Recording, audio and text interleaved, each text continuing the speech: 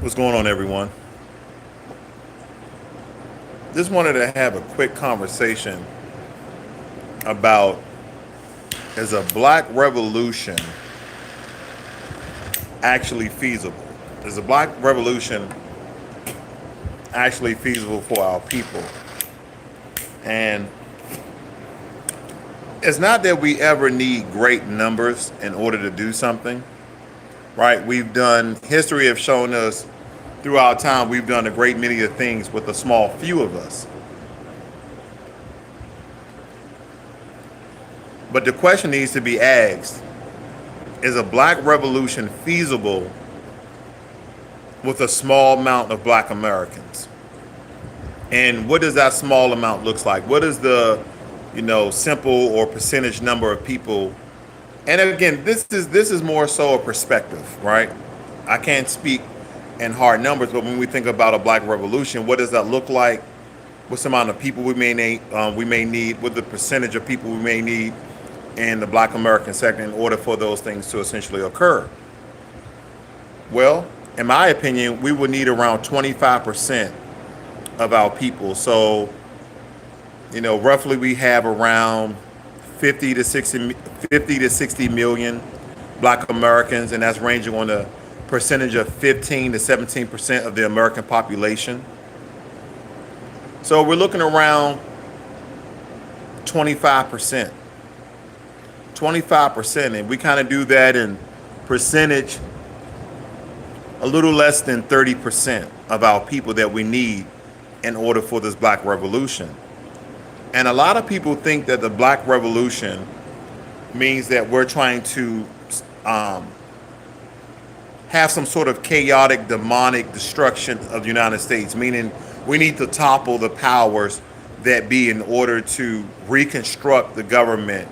Um, does the Constitution need to be revised and rewritten to a certain degree? Yes, it needs a massive overhaul. It definitely needs that. But a black revolution is not as big as you guys may think.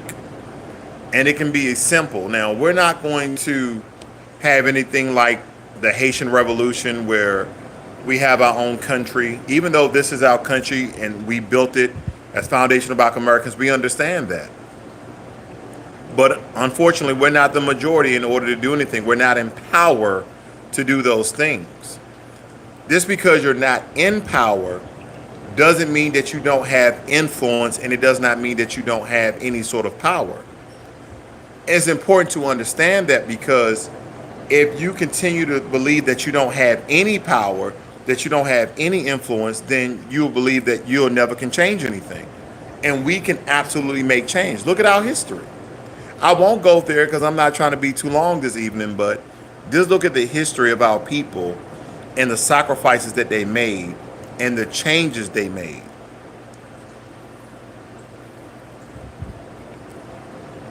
They made a lot of changes because of their sacrifices. Martin Luther King knew that he wasn't going to live to a very old age. Malcolm X knew he was not going to live to a very old age. All of our black revolutionaries, Huey Newton, significant figures of Black Panther Party, they knew they wasn't going to live that long. They knew they wasn't going to live that long because they were doing the work on the ground. But I will say this, the black empowerment section, we are getting a lot smarter. And I'm not going to lay out the whole blueprint essentially, because then I would just be stupid. It would be idiotic, because then you're letting know the enemy on how the black empowerment sector is now layered and sectored off. That's as much as I'll say about it.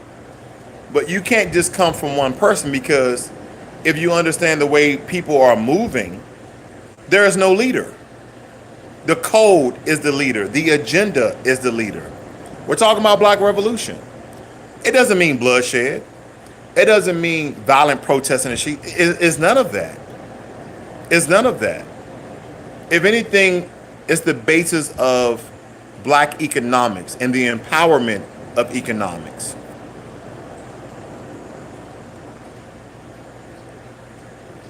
Allah may argue, well, how are we to get this empowerment?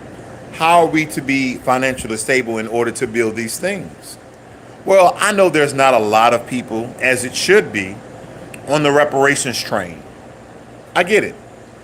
You think that this government will never pay out reparations to black Americans, even though they paid out reparations to Native Americans, even though to this day they still pay out reparations to Native Americans. They've even gave Jewish people who came to this country during the Holocaust and the descendants of the Jewish people reparations as well. Look it up. Obama gave the Jewish people $12 million. Oh, Biden as well gave the Jewish people reparations. And if you look at a lot of the news stories and the information behind it, the verbiage is similar to giving the Jewish people money in order for them to live the rest of their lives in peace and with dignity. I want you to think about that.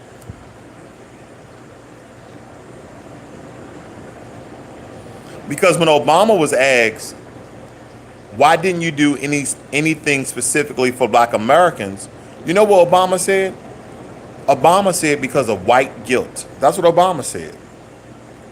So Obama sold us out. He didn't do anything for black Americans, and that's fine. I don't think after the first term, a lot of us didn't really believe he was going to do anything for us anyway, because here's the thing. You had an opportunity to change the lives of 40 to 50 million people, and Obama did nothing. And I know a lot of people, if you are an Obama lover, it's very hurtful and you don't want to hear those things. But the truth is, if I tell you to point out one single piece of legislation that Obama implemented, passed, executive order, passed a bill, helped pass a bill, supported a bill, propositioned a bill, proposed a bill, you can't come up with anything that is specifically for black Americans. And then you're going to have another crowd of people to say, well, he was America's president. He wasn't just black Americans' president.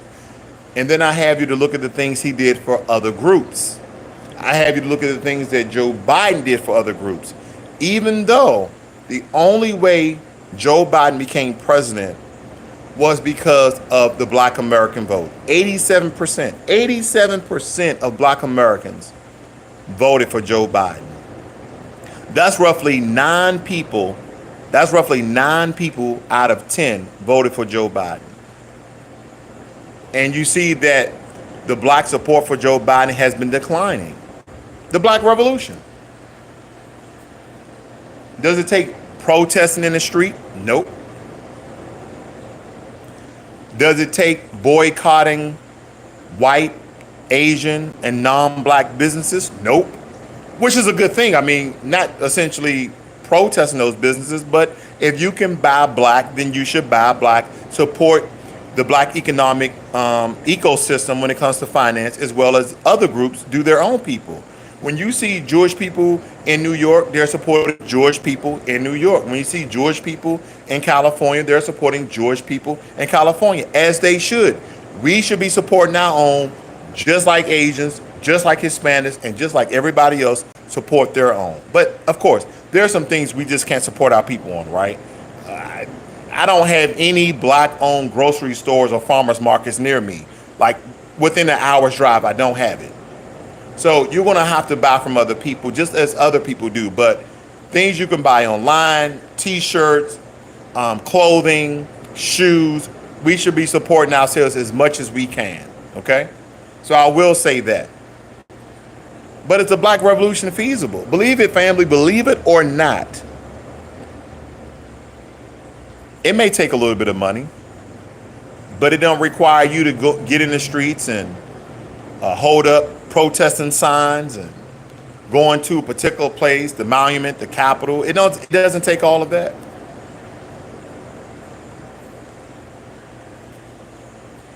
It doesn't take us dressing in all black, walking around the streets like the Not Fucking Around Coalition, carrying weapons. It doesn't take that. It takes 2 things, in my opinion. And I mean, there's a lot of variables to this. There's a lot of nuance to this, but I'm going to sum it up. 1, staying unified, staying on code, supporting one another. That's it. Stand on code, being unified. Secondly, don't just give your vote away.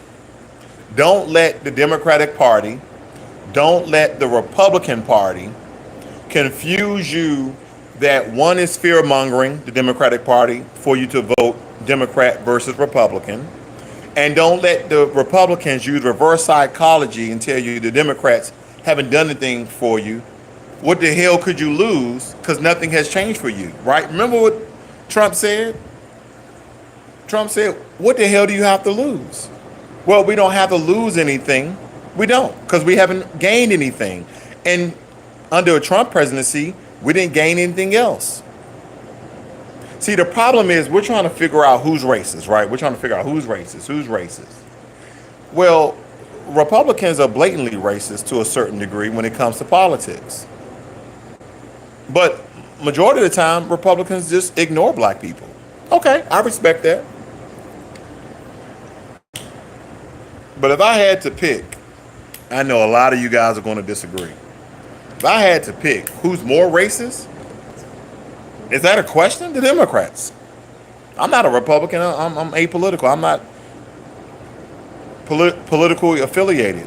But who's more racist? The Democrats. Because if someone continues to hint, to murmur, to talk around, beat around the bush about a particular thing they may or may not do for you, but never does anything for you, but they know they'll get your vote if they fearmonger you and tell you how racist the Republicans are, and if the Republicans get in office, there's going to be a lot of racist attacks. Family, listen. Obama, Trump, Joe Biden, race soldiers were still killing black people with and without badges. White supremacy groups were still killing black people. Mass shootings were still targeting black people under every president. So it does not matter.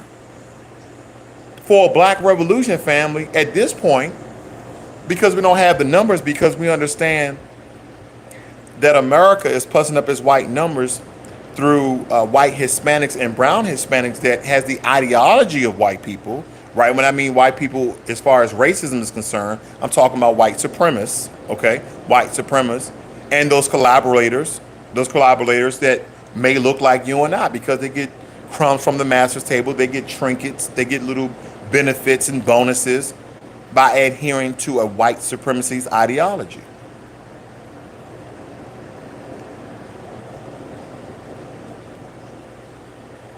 The Black Revolution for this term, family, is your vote.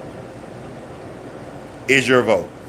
Yeah, everybody's going to tell you the most important vote is on the local level, which it is. It has a direct effect on your immediate environment, right? Your neighborhood, your schools, your local infrastructure, things of that nature. But when we talk about a national level, and I tell people this all the time, if you're not for reparations, as Trump told the Proud Boys, stand by, sit by and stand by. Don't do anything. Because here's the thing. If reparations is executed, you're going to get paid, right? And you're like, I never agree with it, but I'm not going to deny millions of dollars. The black vote is very important to the Democratic Party. And I can tell you this, family, if we don't vote, the Republicans will win. Does that change anything for us? No. It may change some things for black people with businesses or black people who are thinking about creating and starting their own businesses. Because guess what? When you look at that, you can hear a lot of black business owners talk about the incentives and the tax deductions that they receive under the Trump administration. But I'm not encouraging you guys to vote Republican. Hell no. I'm encouraging you guys to be very sensible and knowledgeable about how powerful reparations are for our people, regardless if you agree with it or not.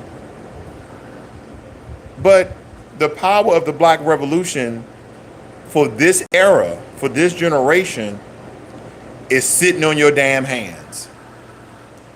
It's sitting on your hands. The second part of sitting on your hands is supporting a black candidate. Supporting a black candidate that is pro-reparations, that is pro-justice, meaning they're going to support an anti-crime bill that makes black Americans a protected class, just like they did to Asian Americans. They deserved it. That's fine. I'm not hating against their protected class as Asian Americans. But we've been in this country far longer than any other group. Don't forget, black Americans are not immigrants. We're the foundation of America. We've been here before the inception of America. If you guys do a quick Google search just to kind of test me, because a lot of you think in 1619, right? No. The first black slaves here in America dates back to 1526. And the number wasn't 19 or 20 by the way of Jamestown. It was 100 of us. That a lot of us, and a lot of you, when you do your Ancestry.com, 23andMe, you're going to see that you can track your ancestry back to mostly 17, late 1600s. So I said all of that to say there's different forms of a black revolution. And I think when people use the word revolution, they can kind of use in a dog whistle term. They kind of use these highlighted terms to kind of draw people in. But family, let me tell you, your vote is very powerful. And that is why the Democrats continue to try to retrieve it. That's why the Republicans tell you that the Democrats are not going to do anything for you, because they think in the reverse psychology method will have you to then vote for Republicans, because there's a lot of black people thinking about voting Republican. Family, here's the thing. You don't have to vote for neither one. Your power is a unification of the black vote, being on code, knowing what you're voting for, and stop using the historical trope of, well, my ancestors died for us to vote. If anything, I want you thinking about it like you raise your kids or you make decisions for your household. You provide a solid foundation for people to be successful and for people to have the option and the right to do a certain thing. So did your ancestors. Your ancestors made a way for you to have the option, and the right to vote or not to vote. I guarantee if some of our master teachers like Dr. John Henry Clark, Neely Fuller, even asked Dr. Claude Anderson, should we just be voting for anything?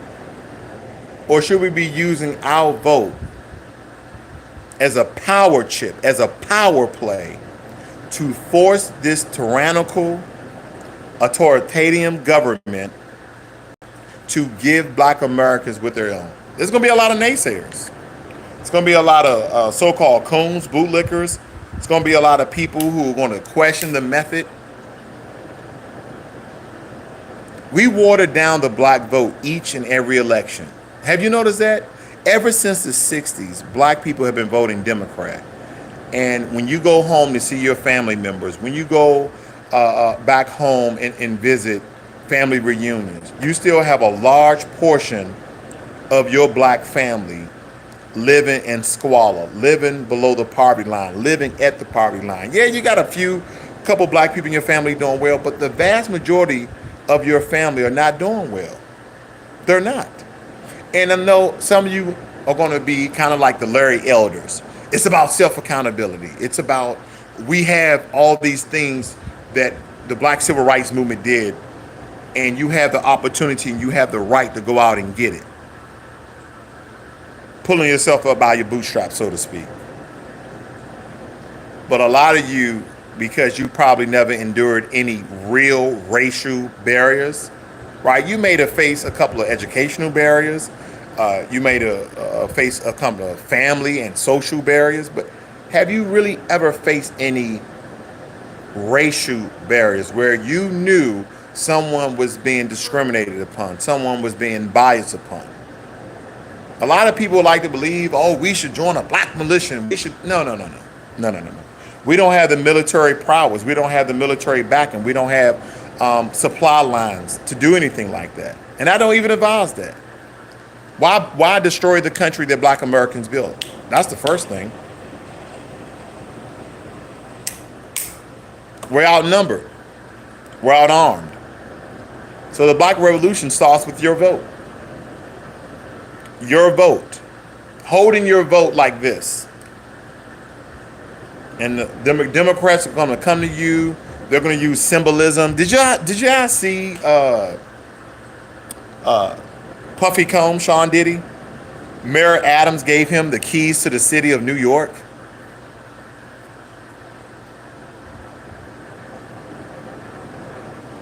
Symbolism, family. That's how they gain the hearts and minds of black people. They use symbolism. They put black people in front of black people and parade them around. And the first thing you're going to say is, look what the Democrats did for Sean Puffy Combs. That's how they do it. You believe that someone's personal achievements in groups and engross all black people. No. Sean Diddy Combs getting the keys to New York City is great for Sean Diddy Combs. But it does nothing for the black people of New York City, where all these migrants, illegal immigrants, have moved in and further undermine the black residents of New York City just as well as they're doing in Chicago. Who's in charge of these democratic cities? Who's in charge of a lot of these democratic cities? People that look like you and I. Who's in charge of a lot of these red ran cities and these red states? Anglo-Saxons. Family, we must understand, just because they put a black person in front of you does not mean they're for you. I have discussions all the time about reparations, black empowerment, making black people protected class. And I get a lot of heat.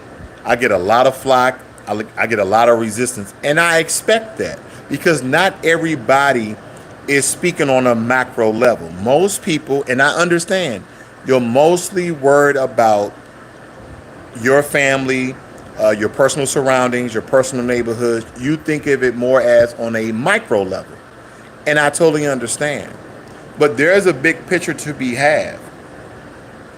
Because we don't have an infrastructure. We're going out here and we have to depend on a racist system to give us jobs. We have to depend on a racist system to give us opportunity.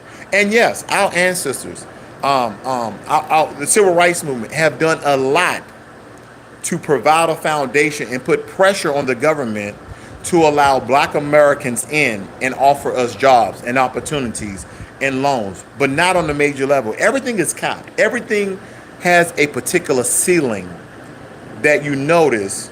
Even though we have the second to third largest population in America, other people from other governments, other people from other countries rather, come over here and they tell you how great they're doing and how they came over here with $5 in their pocket.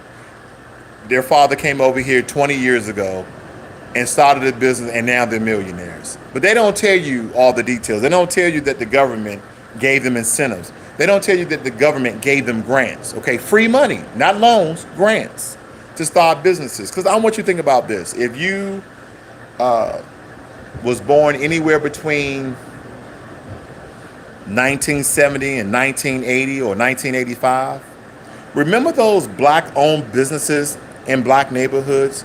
Remember the candy lady? Remember the corner store? Remember the small black grocery market that you used to go get your fresh produce that didn't have all the pesticides and herbicides on it? Remember all of that? Where are those shops now? Where are those black farmers markets? Where are those black corner stores at? They no longer exist. Yeah, you may find onesies or twosies, but they no longer exist, do they not? How did that occur? Because the first mass immigration besides the Irish and Scottish and some of the Europeans were Asians, right? Vietnamese, the Chinese, the Koreans. And where did they drop them off at? Where did they set up shop at? In the black community. And so instead of doing what I call a soft boycott,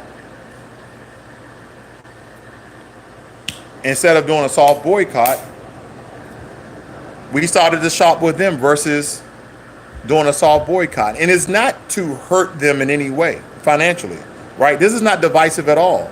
But this is to empower your own people. Because here's the thing. When people come into the black communities, think about this. When the Arabs, when the Asians set up shop, those 7-Elevens, Ethiopians, when these people come inside the black community, they don't invest in the black community. They take their dollars back to their own communities and they enrich their own communities.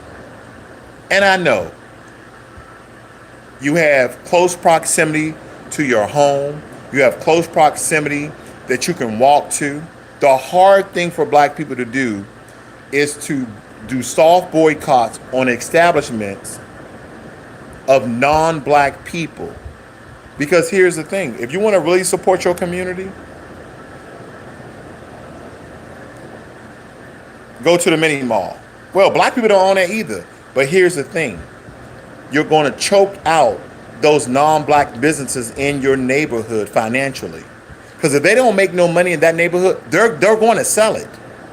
They're going to sell it. And we have to have people in right standing, right credit, financial stability, all those good things, to go in and buy those businesses at the bottom dollar. Because at first, they're like, we're not really making any money. We're going to sell it for 50% more than what we essentially bought it for. And then no one's going to buy it. And then the price is going to drop. Then the price is going to drop. Because we're crying about gentrification, right? We're crying about there's no more black businesses in black neighborhoods, right? But we're giving them the gas, we're giving them the fuel in order to stay in our neighborhoods. When you go in black neighborhoods and you go to the gas station, do you see anybody black unless they're Ethiopian or Somalian or something? And they don't relate with you. I'm not being divisive. I'm not. But they don't relate to you. The majority of these neighborhoods are black Americans. So when the Arabs, the Asians, the Ethiopians and Somalians take your money, they go right back to their neighborhoods and enrich their neighborhoods. They're living a great life. But see, I remember growing up. I remember the corner store with Mr. Davis. Mr. Davis no longer is with us, but I remember the corner store with Mr. Davis. You know what Mr. Davis used to do? Every year, he used to clean up the basketball court and he used to make sure the basketball court had nets on it. That's what Mr. Davis used to do with his money, with his own money, because black Americans will support their own. They will enrich their own, but we don't care. We don't care. But we have to understand how this country has undermined the black community by the way of illegal immigration through many people, not just the Hispanics, but people who look like us, but they're not black American. Again, they're going to support their own neighborhoods. And that's why when you see our beautiful black women, they want to go and get their eyelashes and their hair. Again, I like women who are natural, like my wife. But I understand some sisters want to change it up, and that's perfectly fine. But guess what they're buying their hair from? They're buying it from people who are going to take your dollar back to their communities. When it comes to getting your nails done, getting your pedicures, your manicures, majority of those shops are non-black people. And there's a lot of black women being estheticians. They're doing facials, they're doing nails, they're doing hair. But how can they set up a shop if we continue to support people who don't support our communities? See, this is not about being divisive as far as race. This is about black economic empowerment. Read Dr. Claus Anderson books, Powernomics. We can't have black economic empowerment if we keep dividing the black dollar. We can't. We can't. I would rather you go on Amazon and buy what you was going to buy at the that corner store, that gas station. Right? I'm from DC. People buy blunts and Optimos and all this stuff because they're smoking their stuff, which is fine. Do your thing, brother. Do your thing. But can you buy it from Amazon? Can you buy it from Target? Can you buy it from Walmart? Because the only way we're going to start to own black businesses in black areas is to start shopping black, or start shopping away from those businesses that have set up shop in our neighborhoods, because they don't have any respect for you. No, come on. Why do you think if you look up on the internet of Asian shop owners assaulting black women, Asian shop owners assaulting black women, right? The sister go in there, she get her nails done, and she like, hey, this paint is, can you fix this up? And they deny it, or if they don't fix it, the sister's like, well, I'm not paying you if you don't fix it. Then you have these Chinese, excuse me, not Chinese, but Asian, okay, because it's not just Chinese, it's Koreans too, right? Vietnamese as well, Cambodian as well. And I'm not saying that's all inclusive of those people, so don't take that and run with it, family. But you got guys and women in the back coming out and assaulting our black women. And guess who's not there to protect them? Black males. We're not in the nail shops, right? Our girlfriend, our wife, our sister, our aunt, our cousin, they're going to get their nails and stuff done. Okay, all right, sis, I'll see you when you get back. Then you find out she got her ass whooped because she told the Asian lady to fix her nails, and she didn't want to, so I'm not going to pay her, but then she get beat with broomsticks. That is because this government has allowed the undermining of the black neighborhood.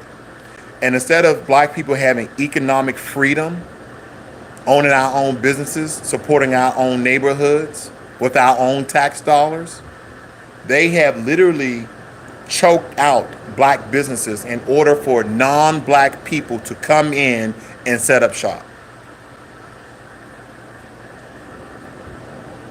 And let me be real. It's not easy. It's not easy, right? Brother, I just want a soda. I just want a soda, right? I just want me some Sour Patch Kids. So I'm gonna go down to the gas station, give me some Boston baked beans, give me some lemon heads, right? It's a movie night. I'm just getting some candy real quick. But then you telling me to go and shop at Amazon. I gotta wait at least a day to get this candy. I don't feel like driving to Walmart. Walmart is big and I got to look all over the store. I get it. It's not easy. We want things to be easy, but a black revolution is hard. I'm kind of just giving you the tenets of it, because the real black revolution is with your vote, as I stated before. But there's other elements of black revolution and black empowerment through economics. I can get into, having a budget, saving your money, getting out of debt, investing. Yeah, you know all of that. You know all of that, but you're still gonna ball till you fall. You're still gonna buy your Jordans, even though Jordan ain't giving back to the black community. That's another subject. But you get what I'm getting at, right? The only way when you go inside of these shops, look, let me tell you something.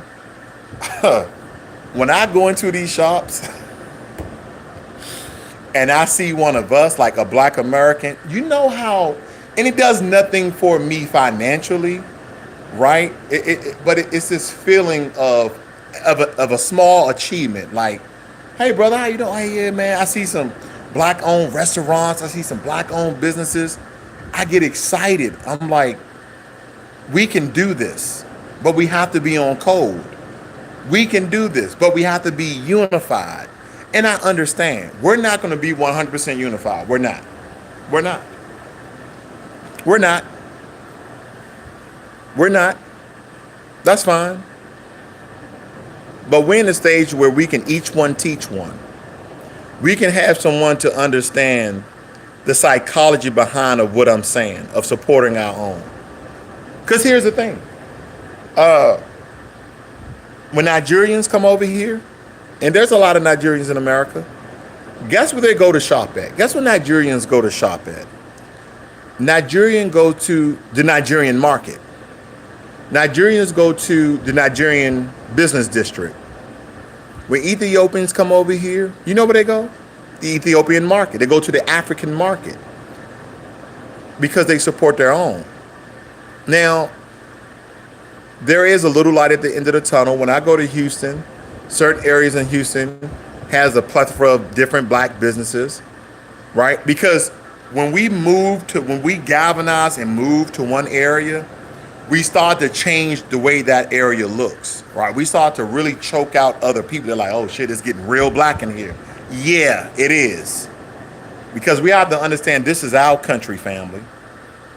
We've been here for generations, even for the establishment of America. Because don't forget, America was established July 4th. Don't forget Independence Day from the colonies of the UK, of Great Britain, 1776. We've been here. A lot of these non-black people, they're just getting over here first and second generations. We've been here for hundreds of years. Hundreds of years. So if you've been here for hundreds of years, why aren't black Americans doing better than any other group that's non-white?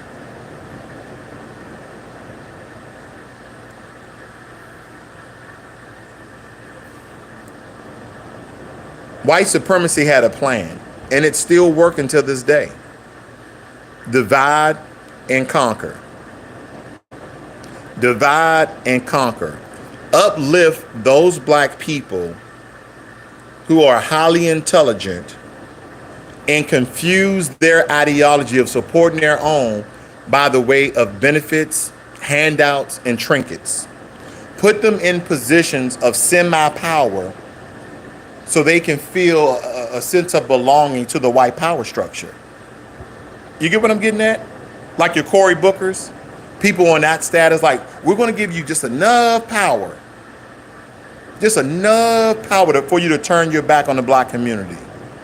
Kamala Harris, we're going to give you enough power to turn your back on the black community. Because a lot of people think, oh, you know, the president got a lot of power, got influence. Yeah, the president got power, executive order, but what does everything have to go through? The Senate, through Congress. That's the real power, right? Oh, yeah, we got black congressmen. Do we have enough with the ideology of black empowerment? I think not. See, that's how you divide and conquer. You elevate a small group and you use symbolism, right? You elevate a small group. And on the other hand, you denigrate the rest of the group. And again, and instead of empowering, you misalign their goals through entertainment, through social media. You misalign their goals. What am I getting at? We understand that 15, 20 years ago, roughly, rap took a turn.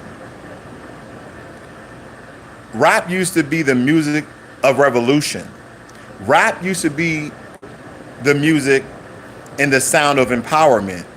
Now, rap is the sound of debauchery. Rap is the sound of murder. And don't get me wrong, I listen to rap music, I enjoy rap music, but the message is no longer there. And records that give messaging to black people to encourage them, to empower them, they don't make it to the top of the charts. I think the most empowering song, somewhat, that empowered people was Little Baby's The Bigger Picture. But see, that's how talented our people are. They can make trill music, they can make gangster music, they can make ratchet music, but they can also make empowered music that still sound good. And if you guys never heard of it, I'm pretty sure you heard it because he made it during the whole George Floyd thing. The Bigger Picture was a hit song. And Little Baby can make a whole album just like that. And people will buy it and it will sell out. But we don't have to keep talking about murdering and this, that, and the other. And people like to believe it encourages people and have people to do things they normally wouldn't do. No, you go out and kill somebody, that's a choice. Now, can the music have a slight influence on you? Of course it can. Of course it can. Of course it can. Of course it can. Yes, music can. Of course it can. It can definitely have a slight influence on your decision making. Now we have people like, and again, I don't want to denigrate our black sisters, but they're showing black women and black people in a very, very this degenerate and nasty light, like your Sexy Reds, your Suki Hanas, all of them out there, Meg Thee Stallion. Yeah, they're getting the bag, but at what cost? They're getting the bag, but at what cost?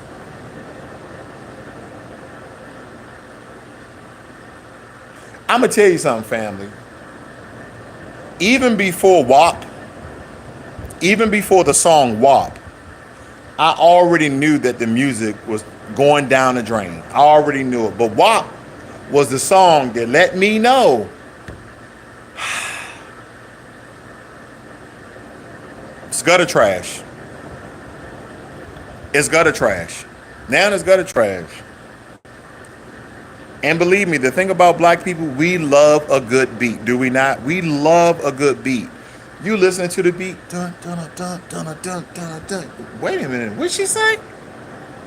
What did she say? Her butthole and her what? What? It took songs like that for us to wake the hell up. Like, listen,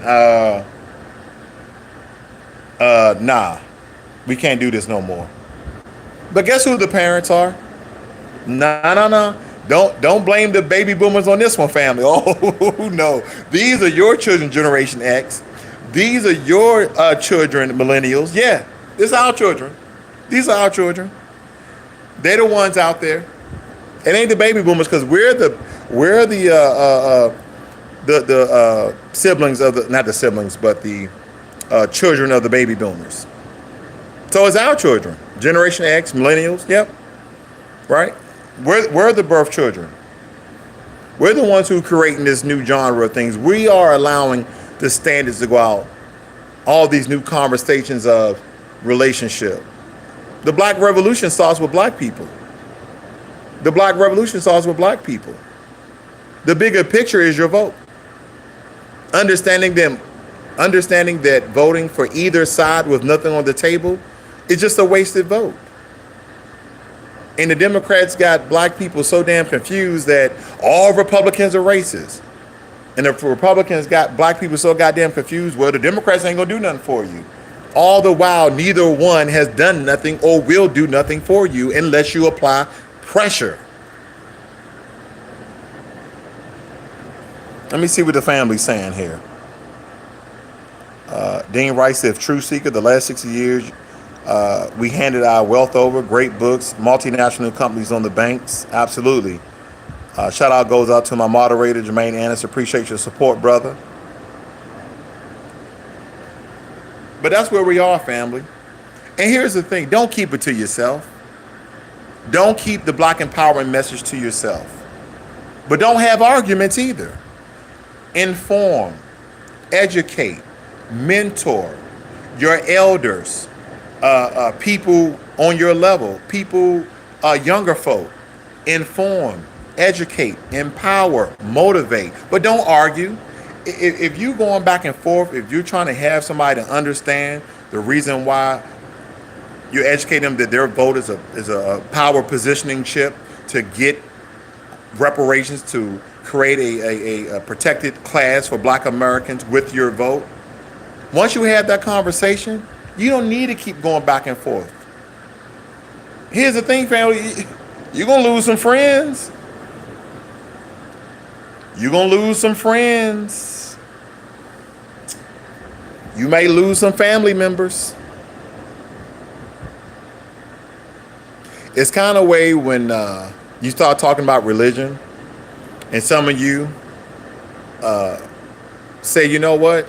I'm more focused on my empowerment versus my religion. And then you start having people come out the woodwork. You're backsliding, sister. You're backsliding. Brother with the... Let me tell you something. I'm going to end it with this. I didn't even know I was going to be up here this long, family. I'm going to end it with this. I got to go here.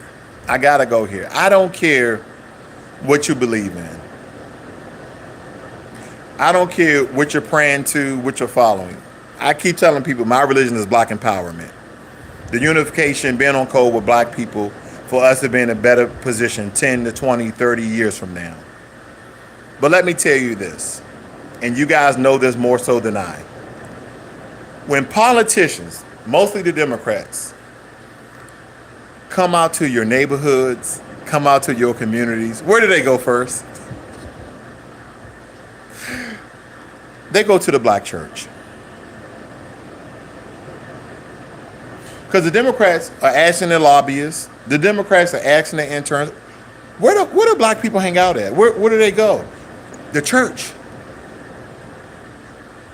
The church. Give the preacher $1,000 and he'll bring you up on stage. He'll take you to the pulpit for you to spew whatever political rhetoric and make your fake promises to the black folk to get their vote. Oh, and don't forget to have the black preacher. Don't forget to have the black bishop. Don't forget to have the black reverend to sponsor you, to vouch for you. That's how they get us, family. Yeah, you in church, you're praying. Oh, we have a political figure here today, guys. He's really for black people. He's really for black people. And it doesn't matter if they're black, white, or otherwise. These churches, unfortunately, not all of them, not your church, right? Not my church, not my church. They bring these black politicians, they bring these white politicians, they bring these Asian politicians to the black church. They donated to the church or to the pastor to speak to black folk because they know a majority of black people are at the church. Don't be fooled. Don't be tricked. Don't be hoodwinked or bamboozled. These churches are not just letting in these political figures because they think they're great for the black community. It's about that money they paid them. All for your vote. All for your vote. The Democrats don't need black people to support them financially. No, they're just fearmonger us and tell us how racist the Republicans are. And then they'll get your vote. They're like, we know we're not getting the money for black people, but we'll get their vote, so we'll stay in power. Right? They just kind of do some smear campaigns during the election season and tell you how racist Donald Trump is, right? Then Donald Trump would do some racist smear hate campaigns and tell you how racist or how stupid Joe Biden is. But neither one is doing anything for black people. So I'll leave you guys with that. You guys have a good evening. I'll talk to you guys on the next one. Be one.